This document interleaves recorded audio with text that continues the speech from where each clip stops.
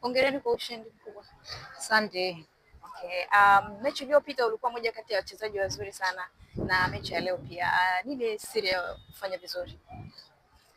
Siri ya kufanya vizuri ni kufuata maelekezo ya mwalimu ambao tulikuwa tunaelekezwa mazoezini. Kwa kitu ambacho tulielekezwa mazoezini na kuweka kwenye mechi ndio kitu ambacho kinaweza kumsaidia katika hii mechi. Okay, umeonaje experience ya leo kwa hii timu ya Mashujaa ukilinganisha na mechi iliyopita? Kwa mechi ya leo nimeona kwa upande wetu sisi tumejitahidi sana kwa sababu mpinzani yeye alikuja kwa kuhitaji matokeo. Na sisi tumekuja kwa kuhitaji ushindani na yeye. Kwa hiyo kulingana na ambavyo alipokuja na sisi tumeweza kumpokea kama alivyokuja na maana tumeweza kupata ushindi. Okay, unaona ni vitu gani ambavyo kama timu mnatakiwa muwekee mkazo zaidi?